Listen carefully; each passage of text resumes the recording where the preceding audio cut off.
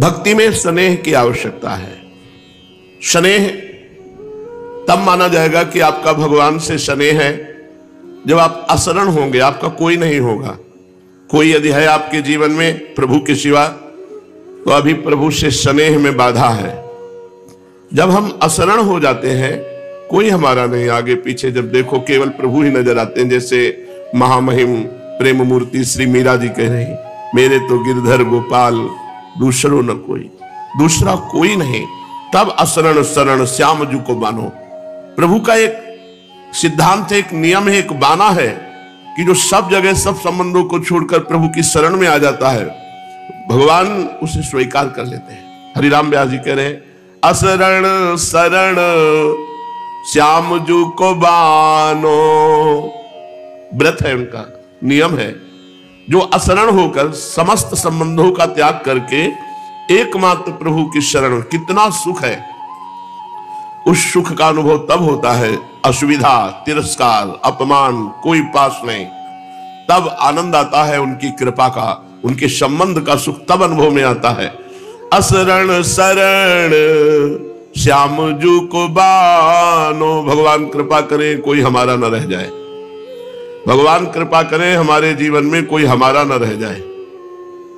वैसे सब लोग मांगते हैं भगवान कृपा करे सब हमारे सुरक्षित रहे, लेकिन हम ये चाहते हैं, बोले तुम्हारे हाई कौन है नहीं, तुम्हारे हाई कौन है? नहीं, तुम्हारे जितने तो दो चार है, हमारे तो बहुत है।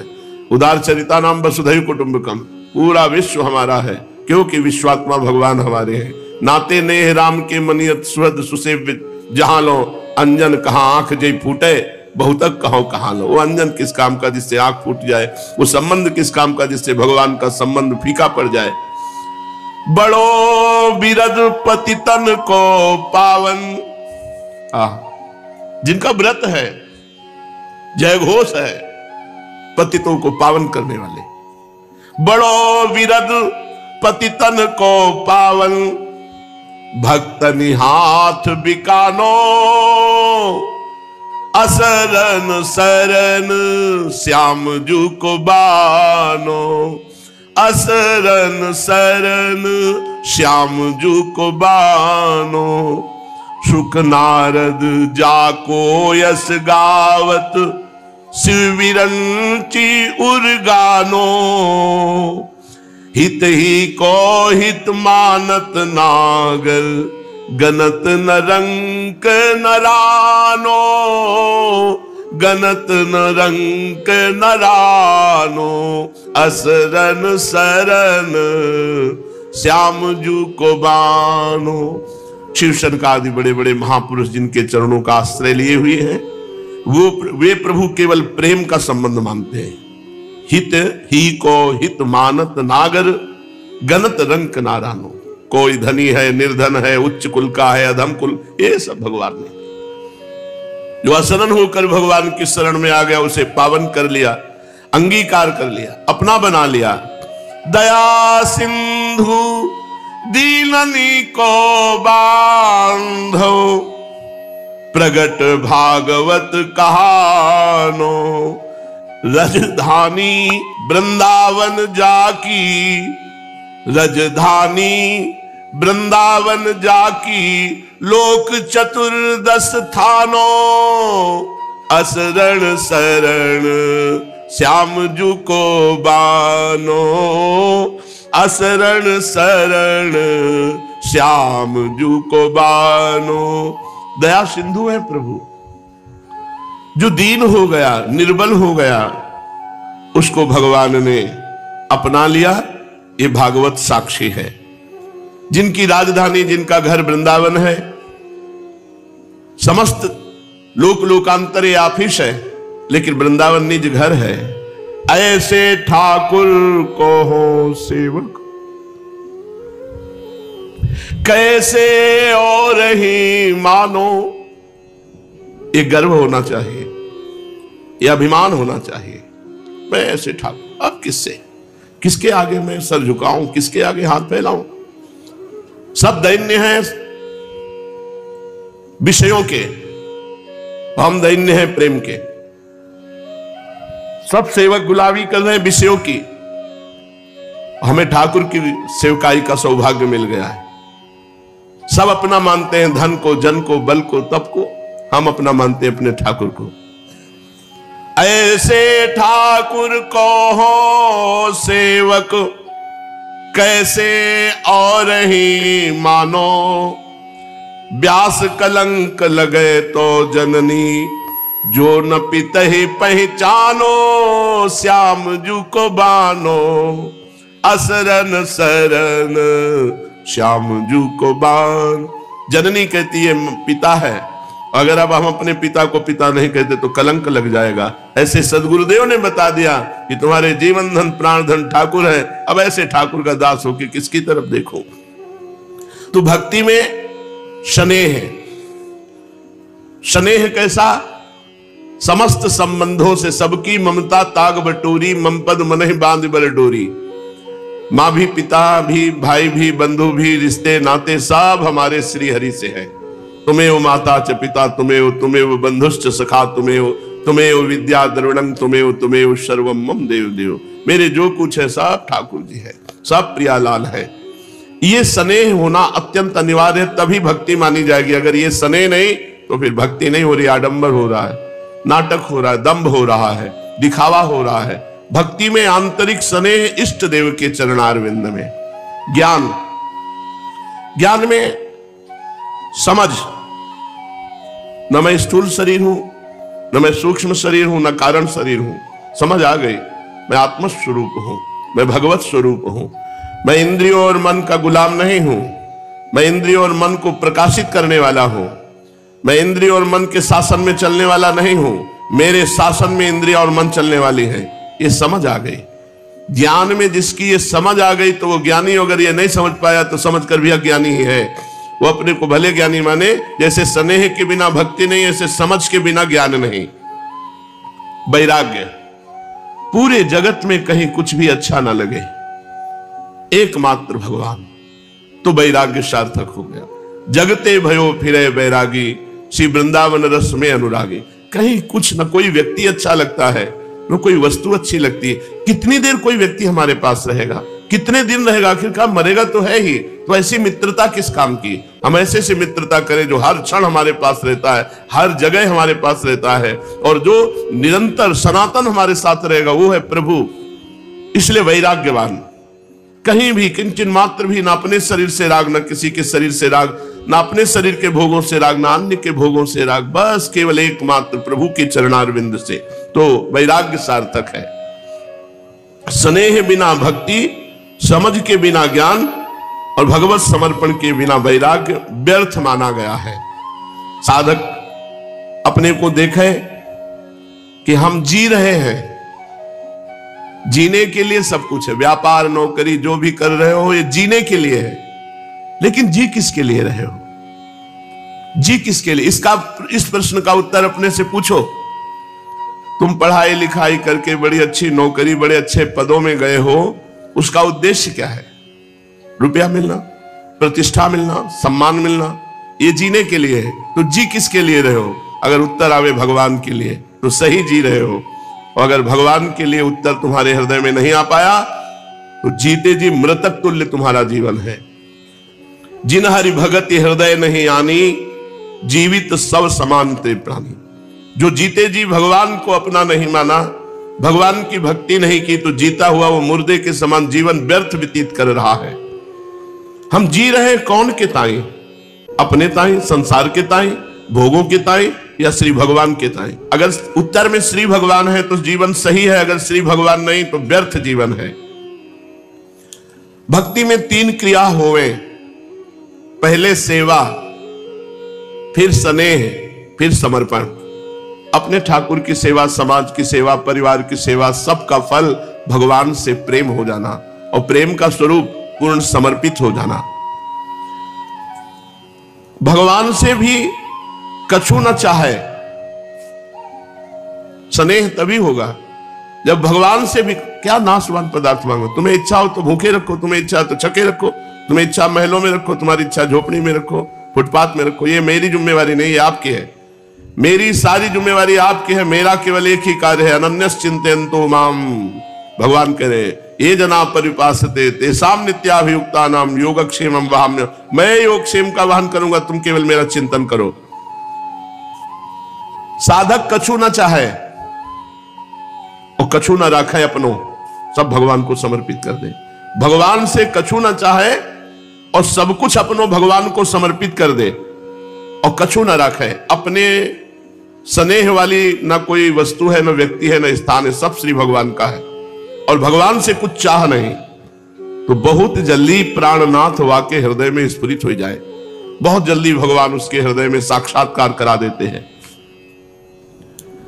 समय को इतना लगन पूर्वक अपनी साधना में लगाए दो कि साधना में अवकाश ना मिले कि अब भाई हमारा काम हो गया, अब हम तुम्हारी छुट्टी, घंटे 2 घंटे 4 घंटे हम मनोरंजन कर सकते नहीं।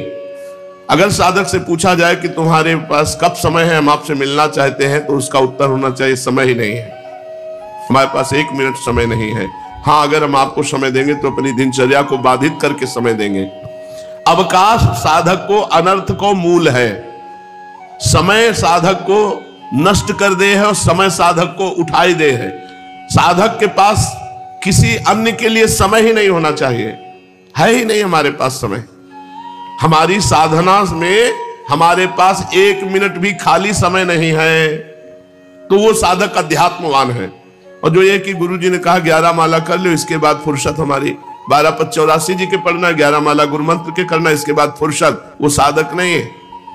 वो साधक नहीं, उसको जो फुर्सत मिली उस फुर्सत में वो असाधन करेगा और भ्रष्ट हो जाएगा। इसलिए समय ही अनर्थ को मूल है, जो खाली समय साधना से है। इतना अपने समय को बांध लेना चाहिए कि साधना में हमारे पास 1 मिनट, और सही पूछो, अपने पास 1 मिनट टाइम नहीं है। 1 मिनट ना सोने का टाइम है और ना किसी से बात करने का टाइम है। वो तो जबरदस्ती शरीर को सोने की प्रक्रिया में जाना पड़ता है, लेकिन टाइम नहीं है कि चलो हम सो जाएं। 9-10 बज जाते हैं और 1 बजे सबको फिर जाना है, तो बीच में यही जो विश्राम है, विश्राम, दिन में कोई विश्राम नहीं है। 1 मिनट टाइम नहीं। अपने साधक किसी से बात भी नहीं करते, किसी से मिलने का टाइम नहीं, किसी संगोष्ठी का टाइम नहीं। अगर टाइम है तो बेईमान साधक है, वो अपने जीवन में बेईमानी कर रहा है। इतना विजी जीवन हो जाना चाहिए कि 1 मिनट हमें टाइम न मिले। जब तक भगवत प्राप्ति न हो जाए, साधक को गुरु की परतंत्रता, साधु समाज की परतंत्रता, शास्त्रों की परतंत्रता स्वीकार करे तो वो स्वतंत्र हो जाएगा। साधक को बहिर्मुखी बनाए हुए है यही समय, खाली समय बहिर्मुखी। खाली समय चलो उनके पास बैठ जाते हैं, चलो टीवी देख लेते हैं, चलो अमुक का, हमारे पास समय नहीं। ऐसी दिनचर्या की समय ही नहीं है। नेत्रन को अंतर्मुखी रखो, नेत्रन को बाहर बहुत ज्यादा देखने में मत लगाओ। कानन को अंतर्मुखी रखो, बाहर तब करो जब भगवान की चर्चा हो रही हो या नाम कीर्तन हो रहा हो। काहू के आचरणों को मत देखो, कौन क्या कर रहा है मत देखो, नहीं तो दोष दर्शन हो जाएगा। दोष दर्शन हुआ तो वही दोष तुम्हारे अंदर आ जाएगा। भगवान श्री कृष्णचंद्र जी उद्धव जी के पूछने पर पूजा विधि का वर्णन बता रहे हैं कि साधक कैसी पूजा करे जिससे वो हमको प्राप्त हो। तो 2 प्रकार की पूजा पद्धतियां बताई, एक तांत्रिक और एक वैदिक मंत्रों के द्वारा। लेकिन अपनी वृंदावन की जो पूजा है, ये पूजा ही नहीं है, ये सेवा है। और ये है भावोत्सव, ये न तांत्रिक है न वैदिक है, ये भावोत्सव है। जब भाव जैसा उठा, लाडली लाल को दुलार कर रहे, न वेद मंत्रों का यहां प्रवेश है न तंत्र का प्रवेश है। यहां भाव के द्वारा 8 पैरष्टयाम सेवा होती है। तांत्रिक और वैदिक सिद्धांत, उपासक पहले पूजा की सामग्री इकट्ठी कर ले, फिर इस प्रकार कुशा बिछाए कि कुशा के अगले भाग पूर्व की ओर हो। आज तक हमें यहां दिशा पता नहीं चली, हमें दिन का पता नहीं, कौन सा दिन, सच्ची कह रहे, तारीख का पता नहीं, आज तक दिशा का पता नहीं चला ये कौन सी दिशा में बैठे हम। भगवान कह रहे हैं कि पूर्व की ओर कुशा का अग्र भाग करके बिछावे, तदनंतर उत्तर की ओर मुंह करे, और अचल प्रतिमा हो तो उसके सामने बैठना चाहिए। जैसे अचल प्रतिमा है तो सामने बैठना। फिर पूजा कार्य प्रारंभ करे, पहले अंगन न्यास कर ले, फिर करन न्यास कर ले, फिर मूर्ति में मंत्र न्यास करे। प्रतिमा में पहले जो समर्पित सामग्री उसको हटा ले, पोंछ दे। इसके बाद जल से भरे हुए कलश और प्रोक्षण पाद आज की पूजा गंध पुष्प आदि से करे। प्रोक्षण पात्र के जल से पूजा सामग्री और अपने शरीर को पवित्र करे। तदनंतर पाद्य, अर्घ और आचमन के लिए 3 पात्रों में कलशे में जल भर कर रख ले। उनमें पूजा पद्धति के अनुसार सामग्री डाले। पाद्य पात्र में आचमन के लिए 3 पात्रों में कलशे में जल भर कर रखे, और जो पाद्य पात्र है उसमें सांवे के दाने, दूब, कमल, विष्णुक्रांता, चंदन, तुलसी दल, और अर्घ पात्र में गंध, पुष्प, अक्षत, जौ, कुश, तिल, सरसों, दूब, आचमन पात्र में जायफल, लौंग ये डाले। इसके बाद पूजा शुरू करें। ये वृंदावन धाम है महाराज, यहां सब नहीं, यहां तो प्रेम की उपासना है। इसीलिए वृंदावन की लीला मत समझो गुरु को चीला, या ऋषि मुनि गए हार जपे जा राधे राधे। इसके बाद पूजा करने वालों को चाहिए कि तीनों पात्रों को क्रमशः हृदय मंत्र, शिरो मंत्र, शिखा मंत्र से अभिमंत्रित करके अंत में गायत्री मंत्र से तीनों को अभिमंत्रित करे। इसके बाद प्राणायाम के द्वारा, प्राणवायु भावनाओं के द्वारा शरीरस्थ अग्नि के शुद्ध हो जाने पर हृदय कमल में परम सूक्ष्म और श्रेष्ठ दीप शिखा के समान मेरी जीव कला का ध्यान करे। बड़े बड़े ऋषि मुनि ओमकार, आकार, उकार, मकार, बिंदु, नाद, इन 5 कलाओं के अंत में उसी जीव कला का ध्यान करते हैं। वो जीव कला आत्म स्वरूपिणी है। जब उसके तेज से सारा अंतःकरण और शरीर भर जाए तब मानसिक उपचारों से मन ही मन उसकी पूजा करनी चाहिए। तदनंतर तन्मय होकर मेरा आवाहन करे और प्रतिमा आदि में मेरी स्थापना करे। फिर मंत्रों के द्वारा अंगन्यास करके उसमें मेरी पूजा करे। उद्धव जी, मेरे आसन में धर्मादि गुणों और विमलादि शक्तियों की भावना करे। आसन के चारों कोनों में धर्म, ज्ञान, वैराग्य, ऐश्वर्य रूप 4 पाए हैं। अधर्म, अज्ञान, अवैराग्य और अनैश्वर्य ये चारों दिशाओं में डंडे हैं। सत्व, रज, तम रूप 3 पट्टरियों की बनी हुई पीठ है। विमला, उत्कर्षणी, ज्ञाना, क्रिया, योगा, प्रभि, सत्या, ईशाना, अनुग्रह ये 9 शक्तियां विराजमान हैं। उस आसन पर एक अष्टदल कमल है, उसकी कर्णिका अत्यंत प्रकाशमान है। पीली पीली केसरों की छटा निराली हो रही। आसन के संबंध में ऐसी भावना करके पाद्य, आचमनी, अर्घ आदि उपचार प्रस्तुत करे। तदनंतर भोग और मोक्ष की सिद्धि के लिए वैदिक और तांत्रिक विधि से मेरी पूजा करे। सुदर्शन चक्र, पांचजन्य, शंख, कौमोदकी, गदा, खड्ग, बाण, धनुष, हल, मूसल, इन 8 आयुधों की पूजा करें। 8 आयुधों की पूजा करें। कौस्तुभ मणि, वैजंती माला, श्रीवत्स चिन्ह की वक्षा स्थल में यथास्थान पूजा करे। नंद, सुनंद, प्रचंड, चंड, महाबल, बल, कुमुद, कुमुदेक्षण, गरुड़ के सामने दुर्गा, विनायक, व्यास, विश्वक्सेन चारों कोनों में स्थापना करके पूजन करे। बाईं ओर गुरु की यथाक्रम पूर्वा। अरे बहुत विचित्र लीलाएं हैं, सेवा, पूजा, मंत्र, और सबका फल है प्रेम, और प्रेम की उपासना है। पूर्व दिशा में इंद्र आदि 8 लोकपालों की स्थापना करके प्रोक्षण, अर्घ, ध्यान और क्रम से उनकी पूजा करनी चाहिए। प्रिय उद्धव, यदि सामर्थ्य हो तो प्रतिदिन चंदन, खस, कपूर, केसर, अरगजादि सुगंधित वस्तुओं द्वारा सुवासित जल से मुझे स्नान कराए। उस समय सुवर्ण घर्म इत्यादि, सुवर्ण घर्मानुवाक, जितमते, पुंडरीकाक्ष इत्यादि महापुरुष विद्या, सहस्त्र शीर्षा पुरुषाहा इत्यादि पुरुष सूक्त, इंद्रम नरो नेमधितो हवंत इत्यादि मंत्रोक्त राजनादि सामगायन पाठ करता हुआ मेरी पूजा करे, स्नान आदि करावे। मेरा भक्त वस्त्र, यज्ञोपवीत, आभूषण, पत्र, माला, गंध, चंदन आदि से प्रेम पूर्वक यथावत मेरा श्रृंगार करे। उपासक श्रद्धा के साथ मुझे पाद्य, आचमन, चंदन, पुष्प, अक्षत, धूप, दीप आदि सामग्रियां समर्पित करे।